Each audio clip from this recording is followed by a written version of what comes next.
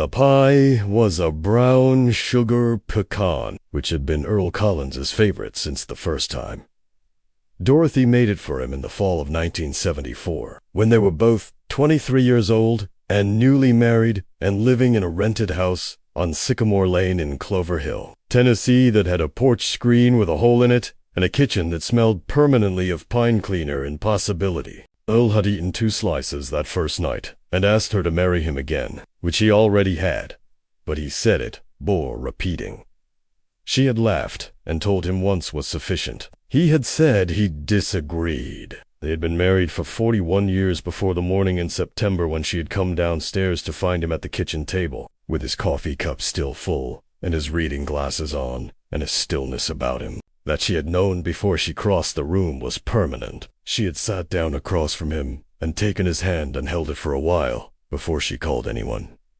She needed that time. She needed to say goodbye in the way that 41 years earns you, which is quietly and completely and without witnesses. She had made the brown sugar pecan pie the day before she drove to Nashville, because she was not the kind of woman who showed up anywhere empty-handed, and because baking was the thing her hands knew how to do when her mind needed somewhere to put itself. She had made it in the kitchen on Sycamore Lane, in the same pan she had used since 1974, with pecans from the tree in the backyard that Earl had planted the year their daughter was born, and that had been producing more pecans than any 2 people could ever use for 37 years now, which Dorothy had always taken as a kind of continuing generosity from a man who had been generous in every way he knew how to be. She drove the 1998 Buick LeSabre that Earl had bought the year before he died and that she had kept maintained with the same quiet faithfulness she applied to everything in her life that had once been theirs.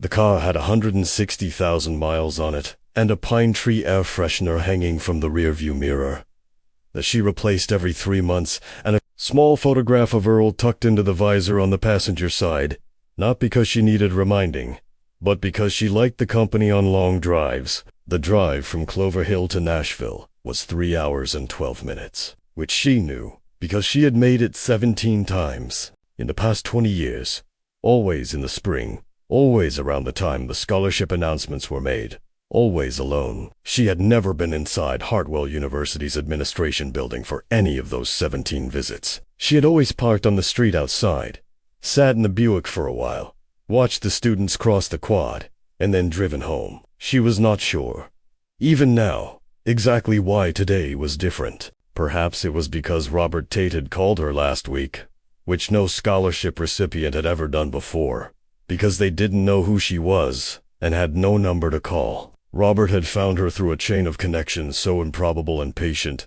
that it had taken him 8 months. And when he finally reached her on a Tuesday evening in March, he had said, "Mrs. Collins, I don't know if I have the right person." And she had said, "That depends on what you're looking for." And he had said, "I'm looking for the person who paid for my education." And there had been a silence on the line that contained 20 years of something she had never told anyone. And she had said, "Well, I suppose you found her." Robert Tate was 19 years old and from a small town called Gravel Switch in Marion County, Kentucky, which was the kind of place that produced people who understood the specific weight of an opportunity, because they had watched enough people they loved not get one.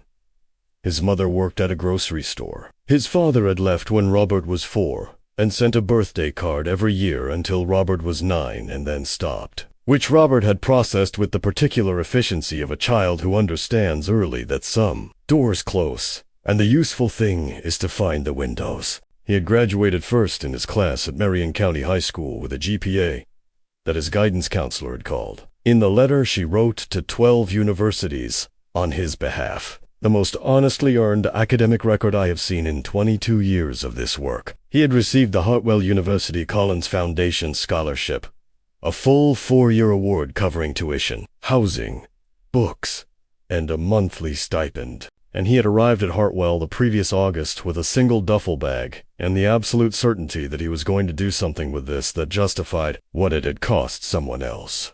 He did not know that someone else's name until 8 months of searching. He did not know, when he called her, that Dorothy May Collins was 68 years old and lived alone on Sycamore Lane in Clover Hill, Tennessee, or that she had been a sixth-grade teacher at Clover Hill Elementary for 33 years, or that she had retired in 2012 with a teacher's pension that covered her needs without excess, or that the money she had used to fund 847 scholarships over 20 years had come from the sale of Earl Collins's patent on an agricultural irrigation valve that he had designed in the workshop behind their house, on evenings and weekends over a period of 7 years, and that had been purchased in 2003 by a manufacturing company in Ohio for a sum that neither Earl nor Dorothy had expected, and that had arrived in their lives with the particular disorienting force of something you wanted very much but had stopped actively hoping for. Earl had sat at the kitchen table with the check for a long time before he said anything.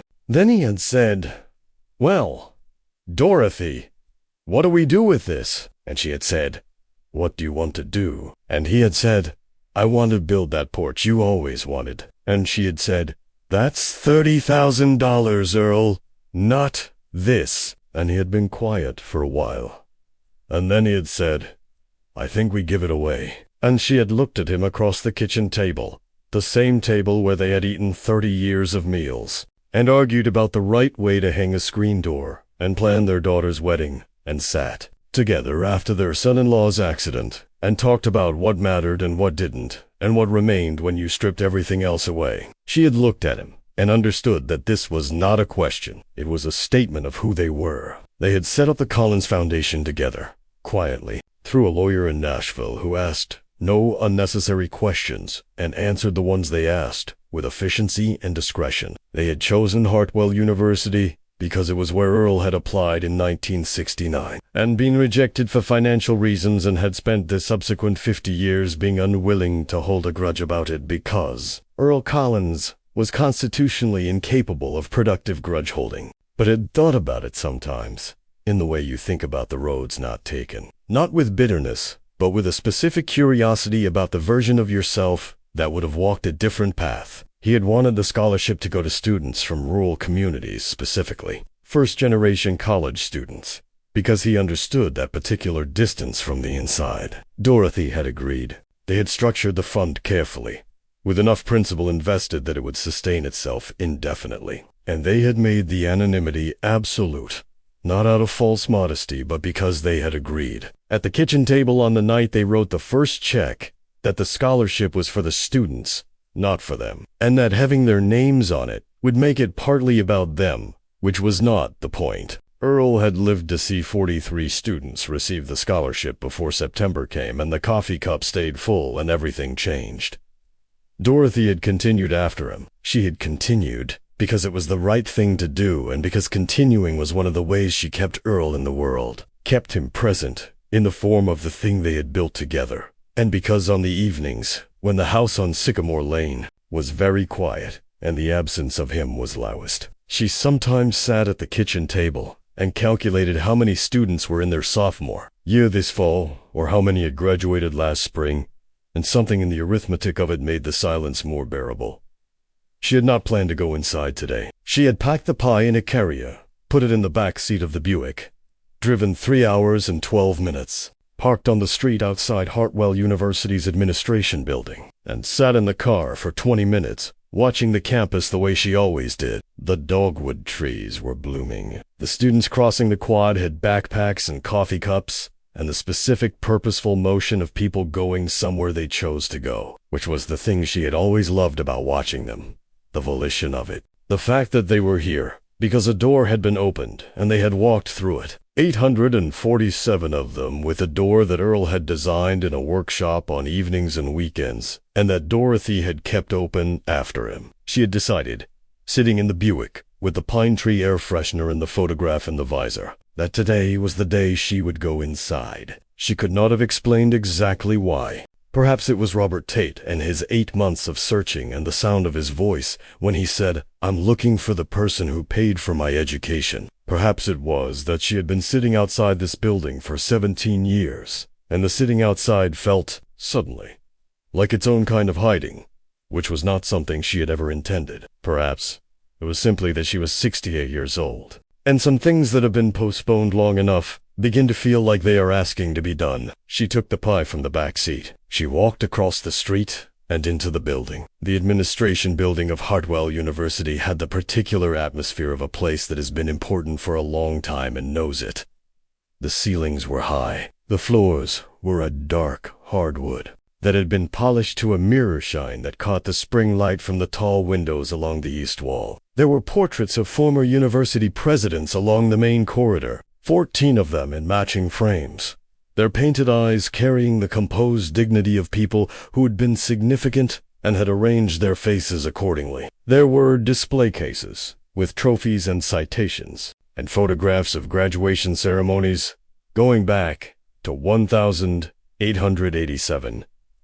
The building smelled of old wood, an institutional cleaner, and the faint trace of something floral from an arrangement of fresh flowers on the reception desk near the entrance. The young woman at the reception desk was 22, a graduate student named Lily Park, who was working the front desk on alternating Thursdays as part of her administrative assistantship. She had dark hair and efficient eyes, and a manner that was professional and genuinely pleasant, which is a combination rarer than it should be. She looked up when Dorothy came through the door and smiled with the fullness of someone who had not yet had their smile conditioned out of them by the specific circumstances of desk work.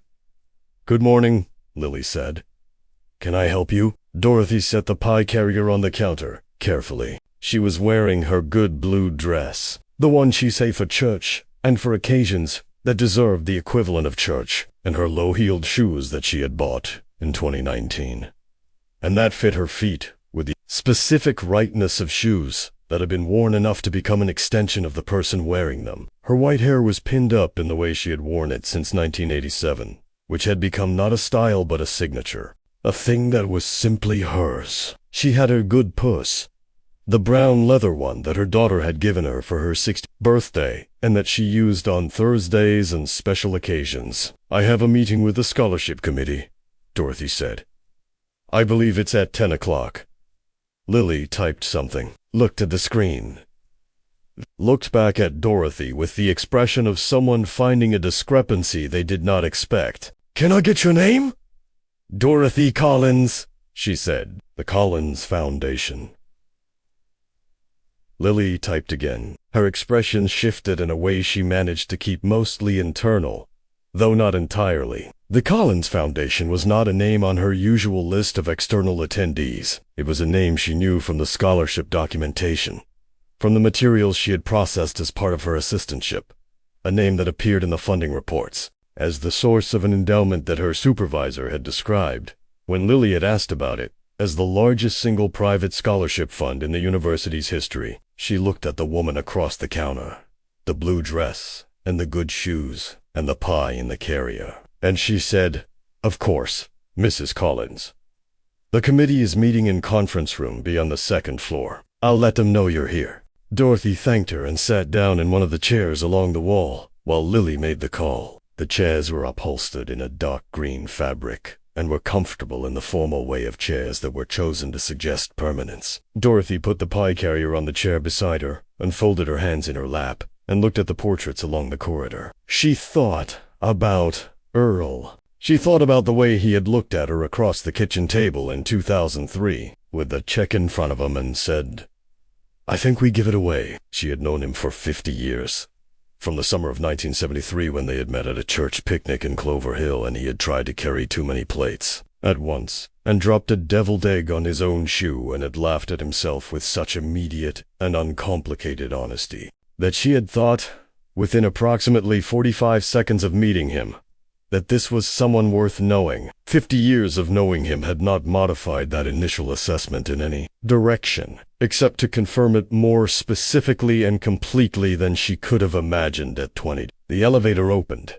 Lily had come around the desk to escort her. They rode up together. Lily was quiet in the way of someone who was recalibrating something. At the second floor, she led Dorothy down a corridor lined with framed photographs of scholarship recipients, rows and rows of faces going back decades. Young people in academic regalia, holding diplomas with expressions that contained everything a person feels on the day. Their effort is finally, formally, undeniably recognized. Dorothy walked slowly and looked at the faces. She had seen some of these photographs before, in the annual reports the university sent to the Collins Foundation. She had looked at each one carefully, each year, the way you look at something you had a hand in creating without being able to take credit for it. "Here we are," Lily said, stopping at a door with a small plaque that read Conference Room B.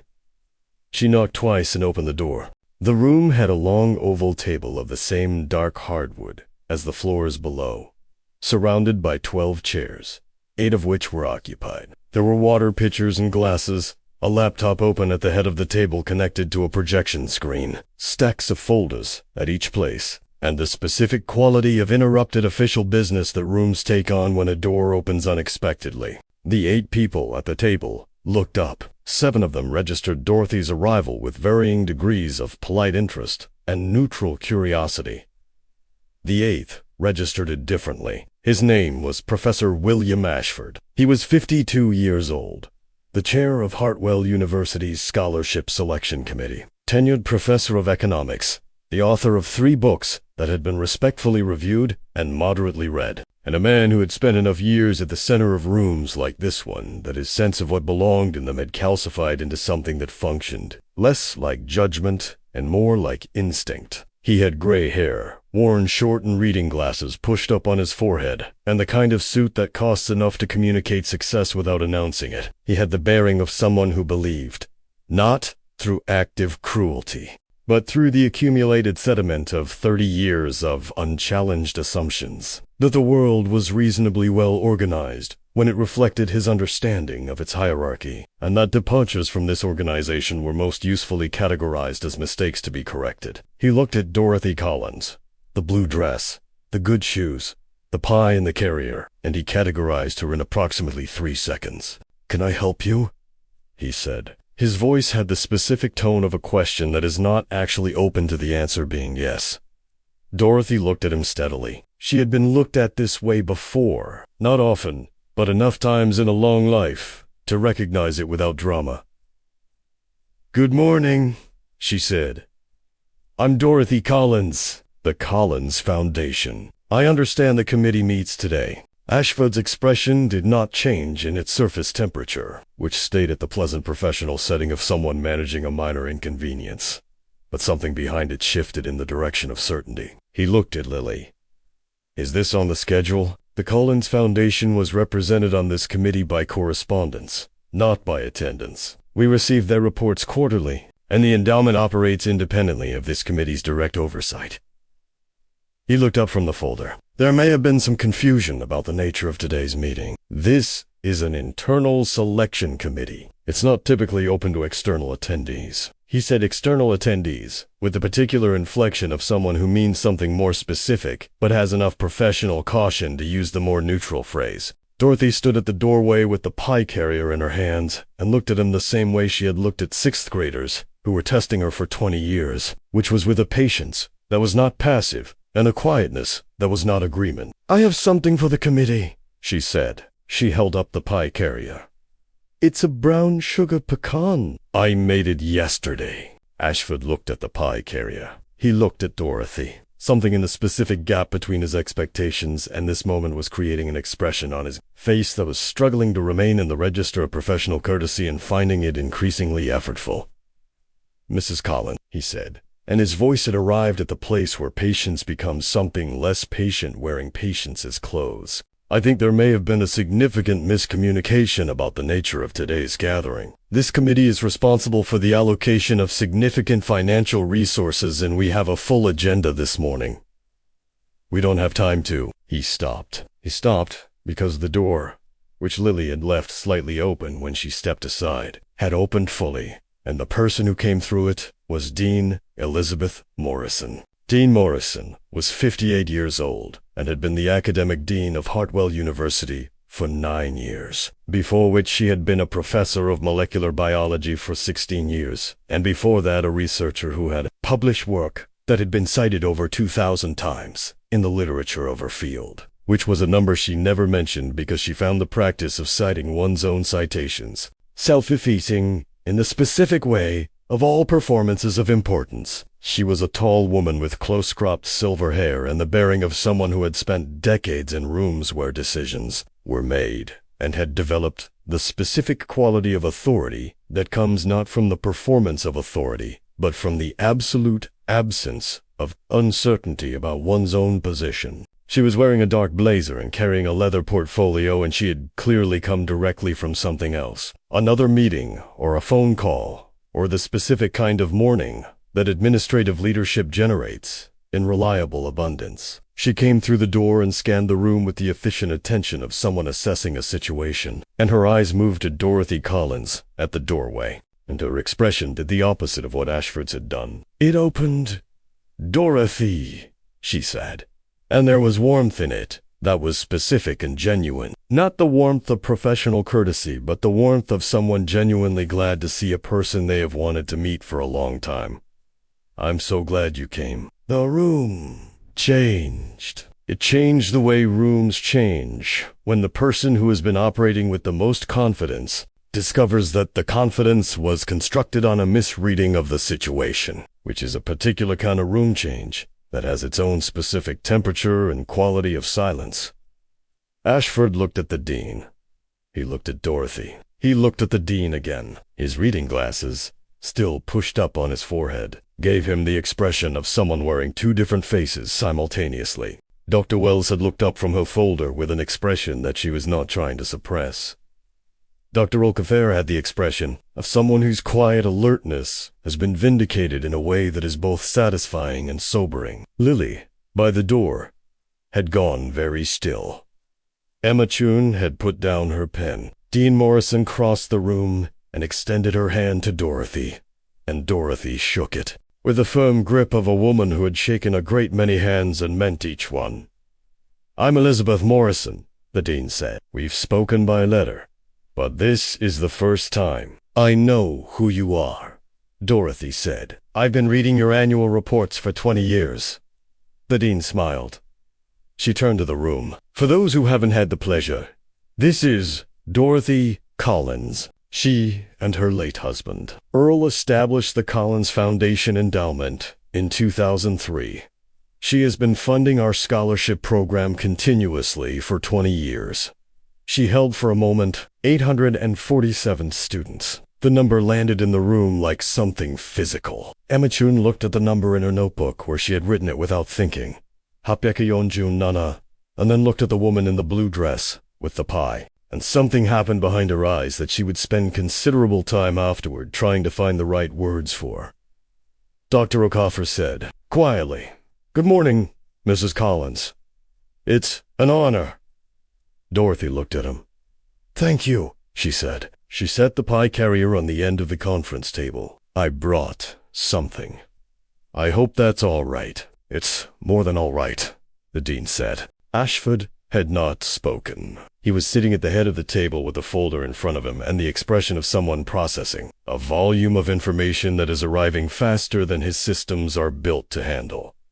He was not a bad man. This was important and worth saying, because bad men are simpler than William Ashford and require less understanding. He was a man who had operated for 30 years within a set of assumptions that the world had, for 30 years, largely failed to correct. Not because the corrections weren't available, but because the rooms he operated in had been, for 30 years, composed largely of people who shared the assumptions or lacked the standing to challenge them. He had looked at a woman in a blue dress with a pie, and he had seen someone who did not belong in his room, and he had been wrong, in a way that was now visible to everyone present, including himself, and the visibility of it was doing something to him that was not pleasant, and was also, perhaps, necessary. Dorothy had not looked at him since the dean came in. She had not done this pointedly. She was not performing the withholding of her attention. She was simply engaging with the people who had engaged with her,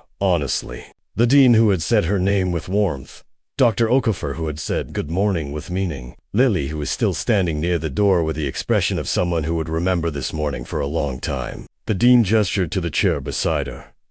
"Please, sit down." Dorothy sat. She put her purse on the floor beside her and her hands on the table in front of her. The hands of a woman who had spent 33 years writing on blackboards and grading papers and red pen and mixing pie dough in the kitchen on Sycamore Lane and holding Earl's hand at the table and folding things and building things and continuing things. Hands that were the record of a long and useful life. The dean opened her portfolio. "I'd like to introduce Mrs. Collins formally to the committee," she said. "Though at this point I think introductions are somewhat redundant." She looked around the table. "Most of you have been selecting scholarship recipients from the Collins Foundation Endowment for years without knowing who stood behind it. Today that changes." She put a document on the table in front of Dorothy. "I want to show you something." Dorothy looked at the document. It was a summary. 1 page. Numbers and names and dates. She had seen versions of it in the annual reports, but not this one specifically, which was formatted differently and had a header she didn't recognize. "This is the cumulative impact report we prepared when the endowment reached its 20th year," the dean said. 847 scholarship recipients from 31 states. 412 first-generation college students. Graduates now working in medicine, law, education, engineering, public service, research. 3 who have been back to fund their own scholarships here. Dorothy looked at the numbers. She had known most of them, but not all of them, and seeing them together on 1 page, in the accumulated weight of what 20 years of sustained intention produces, did something to her composure that she had not entirely prepared for. She looked at the numbers, and she thought about Earl at the kitchen table saying, "I think we give it away." And she thought about the pecan tree in the backyard that he had planted the year their daughter was born. And she thought about how the things you put into the ground, the real things, the ones that require patience and faith, and the willingness to not be present for the fullness of what they become, are the things that outlast everything else. She pressed her lips together once. Then she said, Earl would have liked seeing this. The room was quiet. Dr. Wells, who had worked at Hartwell for 11 years and had a reputation among the graduate students for being genuinely honest about the things that mattered, said, "I want to ask you something, Mrs. Collins, and I hope it's not presumptuous. Why did you keep it anonymous?" Dorothy looked at her. She thought about how to say it simply because it was simple, in the way that the true things usually are once you get past all the ways of saying them that make them sound complicated. "Because it wasn't about us," she said. "It was about them." She indicated the document on the table in front of her. "The 840, if they knew our names, they might feel they owed us something. And they don't owe us anything. They owe themselves. They owed the work."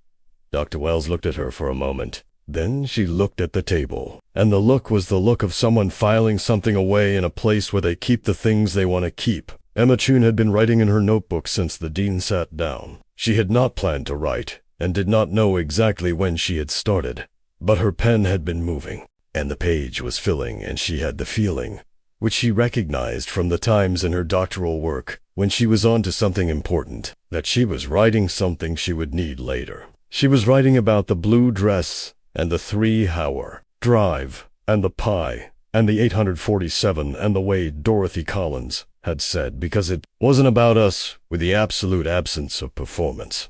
That is the signature of a statement made by someone who has been living inside its truth for so long that saying it aloud feels like nothing more than reporting a fact. She was also writing about Ashford, though in smaller letters, in the margin, the way you write things you're still deciding what to do with.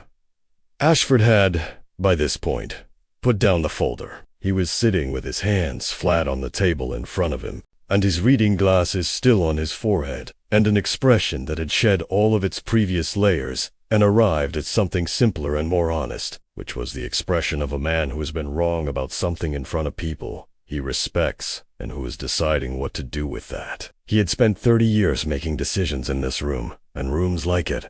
Decisions about who was qualified and who was not, who fit and who didn't, who belonged in the conversation and who needed to be directed elsewhere. And he had made those decisions with the confidence of someone who has not been required to examine the foundations of his confidence, often enough to know whether they are solid. He was looking at Dorothy Collins, the woman he had tried to redirect to the reception desk, and he was seeing, with the specific clarity of a man who has been forced to see, that he had looked at her and seen the wrong things and missed the right things, and that the missing had been, in some way he was not yet equipped to fully articulate, a choice, not a mistake. "Mrs. Collins," he said. She looked at him. Her expression was not warm, and it was not cold. It was the expression of a woman who has been a teacher for 33 years, and understands that the correction is more important than the punishment, and that humiliating a person who has already humiliated themselves accomplishes nothing useful for anyone in the room.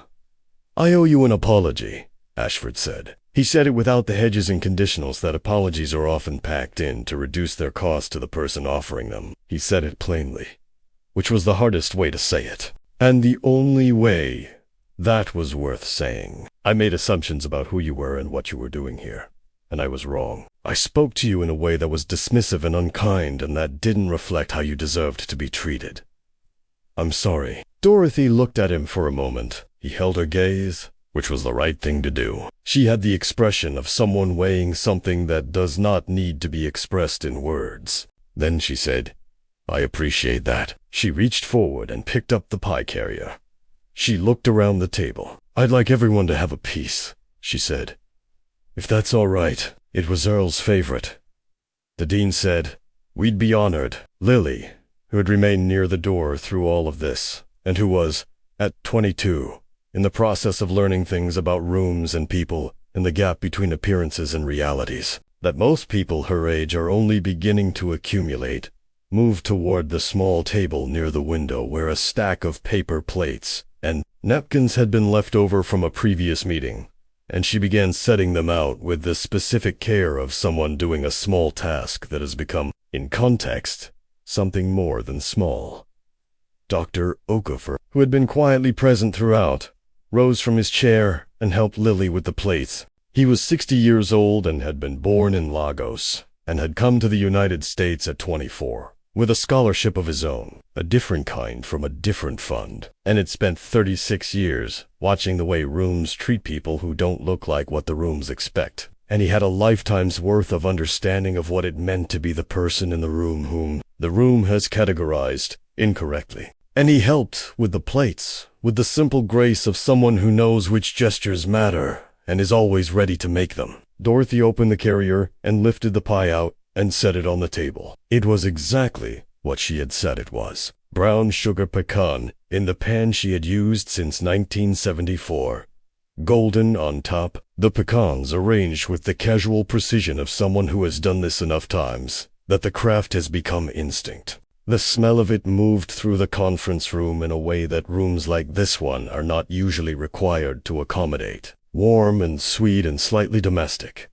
The smell of a kitchen on Sycamore Lane and 30 years of Thursday evenings, and everything that a person pours into the ordinary things they make for the people they love. Emma Chun put down her pen. She looked at the pie, and she looked at Dorothy Collins, and she thought about her mother, who had cleaned hotel rooms for 18 years, and whose hands looked like Dorothy's hands, worn and specific and unashamed. She thought about the Collins Foundation scholarship that had paid for the difference in her first year, the gap between what was offered and what was required, a gap that she had been staring at in August, with the particular kind of panic that is the specific province of people who have come a long way on determination alone and suddenly need something they don't have. She thought about the email that had told her she had received the award, which she had read 4 times sitting in her apartment in Sacramento before she called her mother. And her mother had said, "What is it?" And she had said, "I got it.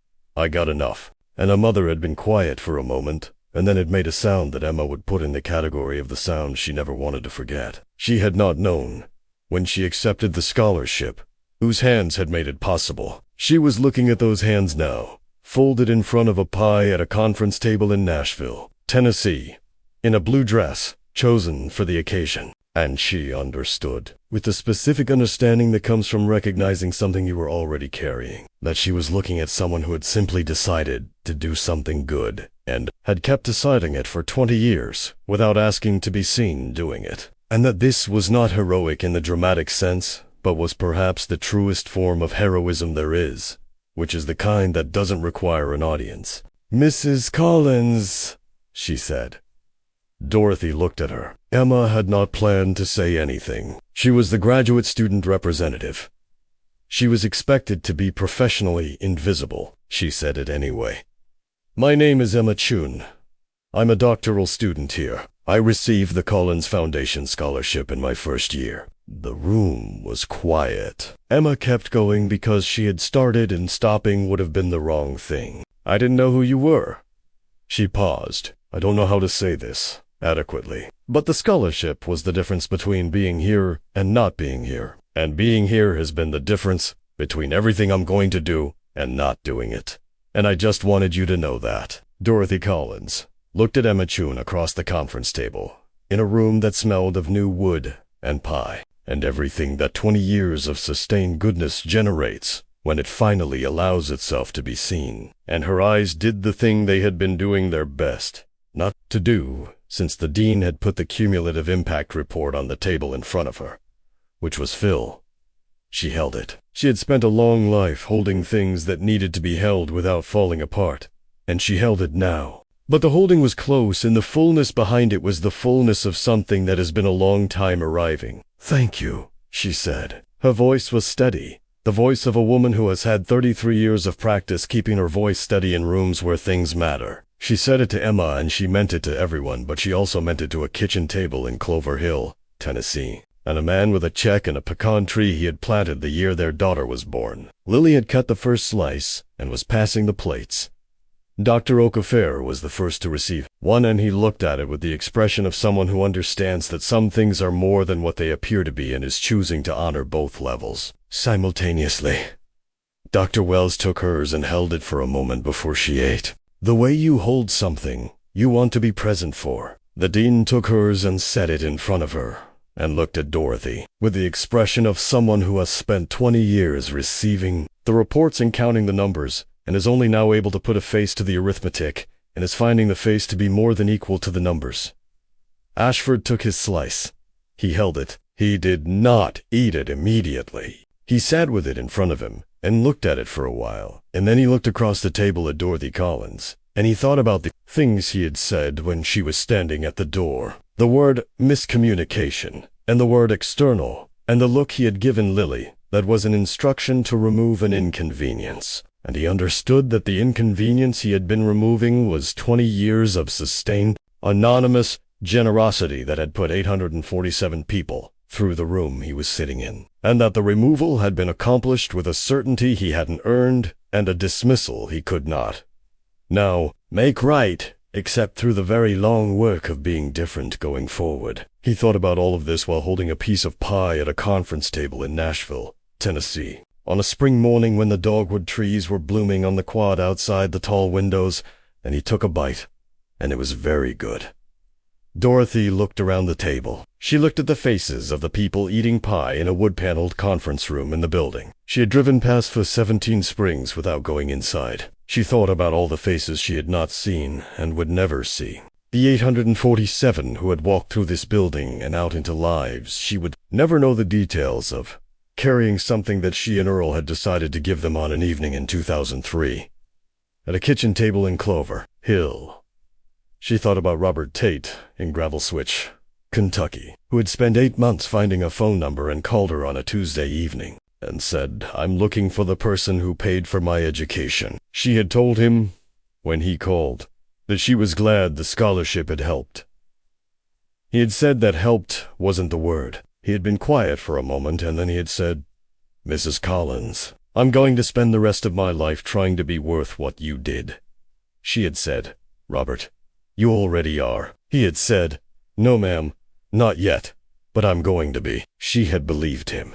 The meeting proceeded. It was different from the meeting it would have been before Dorothy Collins came through the door, which is the way some mornings rearranged the thing they were supposed to be without apology. The committee reviewed the applications for the coming year's scholarship cycle, 47 applications, and Dorothy sat at the table and listened, and occasionally, when she was asked, which happened more as the morning went on and the committee found its way to a different register, offered thoughts about the particular quality of first-generation applications. The things they contained that standard rubrics did not always capture. The specific articulation of a certain kind of hunger that she had spent 33 years learning to recognize in the 6th grade students who needed the thing most and asked for it least directly. Ashford asked her once, directly, in the middle of a discussion about a specific application, what she thought. He asked, in the voice of someone who is asking because they want to know,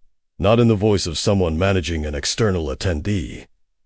Dorothy answered. Her answer was specific and useful, and arrived from somewhere that 30 years of teaching and 20 years of funding the things she believed in generates, which is a very particular vantage point that cannot be purchased or performed, but only accumulated. Dr. Oak listened and nodded. Dr. Wells wrote something in her folder. Emma Chun wrote it in her notebook, in the full-size letters reserved for things she intended to remember clearly. By the time the meeting concluded, the pie was gone. The plate was clean, except for a few crumbs and a pecan that had rolled to the edge. Lily had collected the paper plate with the care of someone performing the task as a courtesy to something more than the room. The spring light through the tall windows had moved around to a different angle, warmer and more lateral. The light of mid-morning arriving in a room that had been something different when the morning began. Dorothy packed up the empty pie carrier. She said goodbye to each person at the table, and she meant each goodbye, because she was the kind of person for whom goodbye was not a formality, but a sincere acknowledgement that the time with someone is ending, and the ending deserves a moment of recognition. She shook Dr. Okafor's hand and he held hers for an extra second and said it was a genuine honor. She told Dr. Wells that she hoped they'd have the chance to talk again. She told Emma Chun that the world needed people who said the things they meant even when they didn't have to. And Emma looked at her and pressed her lips together and nodded in the way of someone receiving something they will carry. She stopped in front of Ashford. He stood. He was taller than she was, and 20 years younger, and it meant none of the things it would have meant when she arrived. He extended his hand. She shook it. "I hope you'll come again," he said. He said it simply and meant it simply, which was the most honest thing he had said all morning, and possibly, she thought, one of the more honest things he had said in some time. "I appreciate that," Dorothy said. She held his gaze for a moment. Then she said, "The applications from rural communities often have the best stories. It's worth reading them closely." He nodded. He would. He would. She knew it without certainty and believed it anyway, which was the way she had operated for most of her life with most people. The optimistic bet placed not on who a person was, but on who they might be when given sufficient reason. The dean walked her to the elevator. They rode down together and crossed the lobby and went through the glass doors and out into the March morning, which was bright and mild, and smelled of the dogwood trees blooming along the path. "Dorothy," the dean said, "I have to ask you something." Dorothy looked at her. "Would you be willing to be more present?" The dean chose her words carefully, not in a formal capacity, not in any way that changes what you built or why you built it. But the committee could use what you know. The students could benefit from knowing you exist. She paused. "We've been the beneficiary of your generosity for 20 years, without being able to thank you properly. I'd like to correct that, if you're willing." Dorothy thought about Earl. She thought about the conversation they had had at the kitchen table when they were setting up the foundation, about anonymity and why it mattered. She thought about what he would say now. This version of now, 20 years further into the thing they had started. She thought that he might say that anonymity had been right for the beginning and that the beginning was over, and that what comes after the beginning has its own requirements, and that staying invisible, past the point where visibility serves a purpose, is its own kind of hiding. She thought about Robert Tate, who had spent 8 months finding her phone number because he needed to say something. "I'll think about it," she said. The dean smiled. "That's more than I expected." Dorothy walked to the Buick. She put the empty pie carrier in the back seat. She got in and adjusted the mirror, the cracked one, and looked at the photograph of Earl, tucked into the visor on the passenger side. The morning light was on it and on his face, and he looked the way he always looked in that photograph, which was like someone who understood something about the world that not everyone had gotten to yet, and was patient about it. She sat with that for a moment. Then she started the car. She drove out of the parking lot and through the Hartwell University campus, past the dogwood trees blooming along the path, and the students crossing the quad with their backpacks, and their coffee cups, and their particular purposeful motion, and she thought about 847 of them, the ones she had never seen and would never meet, walking through doors that she and Earl had opened without waiting to watch them walk through. She thought about Emma Chun's face when she said, "I didn't know who you were." She thought about the sound her mother must have made on the phone when Emma said, "I got it. I got enough." She turned onto the highway and headed south, toward Clover Hill, toward Sycamore Lane, toward the kitchen with the pecan tree visible through the window, and the table where the important conversations happened, and the pan she had used since 1974 sitting clean in the cupboard, waiting. She drove for a while without the radio because she did not need the radio. The morning was company enough. The Tennessee landscape moved past in the particular green of early spring that exists for approximately 3 weeks each year before it becomes the deeper, heavier green of summer. And she drove through it and thought about things, the way she always thought about things. On long drives, not linearly, but in the looping, associative way that long drives allow, one thing connecting to another in the particular logic of a mind that has been given enough space. She thought about what the dean had asked, about being more present. She thought about what Earl would say. She thought, after a while, that she already knew what he would say, and that what she was doing, in the thinking about it, was giving herself the time to arrive at the same place from her own direction, which was how she had always operated with the things that mattered, not being led to the conclusion, but walking toward it in her own time through her own country. She stopped at a diner outside of Murfreesboro, the same one she always stopped at on this drive, a place with red vinyl booths and a window that looked out on the parking lot and coffee that was exactly the right temperature and a slice of pie that was not as good as hers, but good enough to eat without offense. She ordered the coffee and the pie, and sat in the corner booth, and looked out the window at the parking lot, and the highway beyond it, and the blue Tennessee sky above all of it. She took out her phone. She found Robert Tate's number. He answered on the first ring. "Mrs. Collins." She smiled at the immediacy of it. "Robert." She paused. "I went inside today." A silence on the line. Then he said, "How was it?" She thought about the blue dress in the pie carrier and Professor Ashford's expression, and Emma Chun's pen moving across the page, and the dean saying, "Dorothy with that specific warmth, and Dr. Okafor's hand on hers, and the impact report with its number. 847.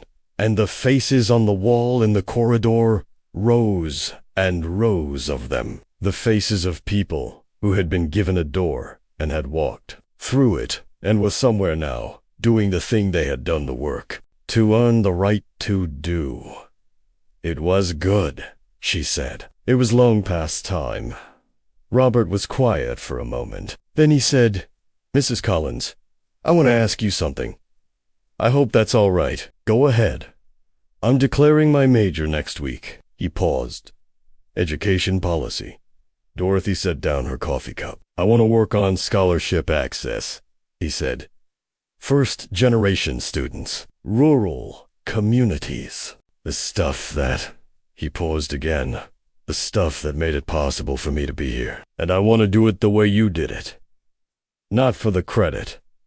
For the thing itself." She looked out the window at the parking lot, and the highway, and the blue Tennessee sky. She thought about the pecan tree in the backyard that Earl had planted the year their daughter was born. 37 years of more pickins than any two people could ever use. She thought about what it means to put something into the ground that you will not be there for the fullness of. She said, "Robert, that's the best thing I've heard in a long time," he said. "I've been thinking about how to say thank you for 8 months, and I don't think thank you is the word." She said, "It isn't. The word is forward." He was quiet. Then he said, "Yes, ma'am. Forward." She finished her coffee. She paid the check. She left a tip that was larger than the bill, which was something she had done since 1986, when she had read something Earl clipped from a magazine about what tipping meant for people who lived on the margins of other people's inattention and she left it without calculation or performance, the way all the real things in her life had been done. Because it was right, and because the right things are worth doing consistently. And not only when someone is watching. She walked out to the Buick. The afternoon had arrived while she was inside. Warmer now, the light lower and more golden. She got in the car. She adjusted the mirror. She looked at Earl, in the visor. 3 hours and 12 minutes, back to Clover Hill. She had made this drive 34 times now, if you counted today. Today counted differently. Today she had been inside. She thought she might go back in the fall. She thought she might call the dean next week. She thought she might, when she got home, sit at the kitchen table and write something down. Not a letter, and not a report, but something in between. Something about what 20 years of giving something away without watching had felt like from the inside. Something that might be useful to someone someday. Some Robert Tate or Emma Toon at the beginning of the long work of deciding what to do with the things that are yours to give. She did not know if she would finish it or send it anywhere, or if it would sit in the kitchen drawer with the other papers. The ones that were records of the important things. That was all right. Some things are worth writing whether or not they go anywhere. Earl had understood this. He had filled 3 notebooks in the workshop behind the house. Designs and calculations and observations about the way water moves through soil. And she had read all 3 of them after September, and they had contained more of him than anything else she had. The specific and detailed record of a mind working on something it cared about. The truest document she knew of who he had been. She started the Buick. The engine turned over. She drove south. The dogwoods were blooming all the way down to the county line, which was the kind of thing that happens in Tennessee in the spring, and that Dorothy had been watching happen for 68 years, and that still, every year, without fail, produced in her the particular quality of feeling that has no better name than grateful. She drove through it and felt it, and did not try to make it into something more than itself, because it did not need to be more than itself. It was a spring morning in Tennessee. The dogwoods were blooming. She had been inside the building. She had made the pie, and driven 3 hours, and said the things that were hers to say. And the saying of them had done what saying the true things always does, which is make the air in the room cleaner for everyone in it. 847. Forward. The highway ran south, and she ran with it. The 1998 Buick, with its 160,000 miles, and its pine tree air freshener, and its photograph in the visor, carrying Dorothy May Collins home through the green Tennessee spring, toward the kitchen and the table and the tree that had kept giving long past what anyone had planned for, which was the thing about the real things, the ones you put into the ground with intention and patience and without requiring an audience for the growing. They keep giving. They always keep giving. If this story stayed with you, share it with someone who needs to hear that the most powerful things are often the quietest ones. Share it with someone who gives without asking to be seen giving. Subscribe to this channel, because there is another story waiting, and I promise it is worth your time. And wherever you are watching from right now, thank you. Thank you for being here. I will see you in the next one.